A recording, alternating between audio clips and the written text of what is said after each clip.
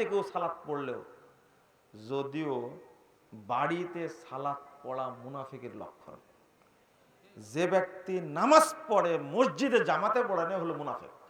এ কি আল্লাহ বলেছেন মুনাফিক, নবী বলেছেন মুনাফিক, সাহাবীরা বলেছেন মুনাফিক।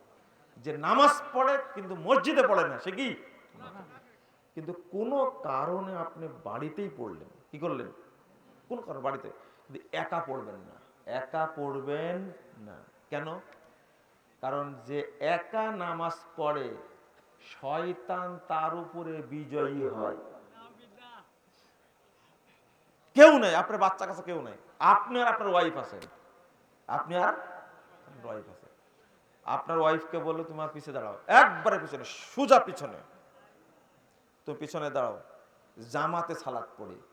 কারণ রাসূল সাল্লাল্লাহু আলাইহি ওয়াসাল্লাম বলছেন, যে বাড়িতে 2-3 লোক আছে যে জায়গায়, অথচ জামাত হয় না, ওর উপরে শয়তান বিজয়ী হয়, ওর কোনো কাজে বরকত হবে না।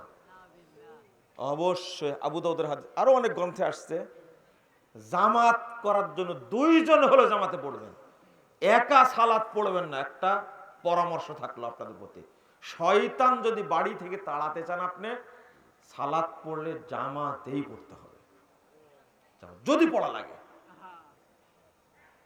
আমি কি যেন বলছিলাম, মনে খুব ভারী হয়ে গেল, তাই না? আপনাদের কাছে ভারী হয়ে গেল, আপনাদের ভারী হয়ে গেছে।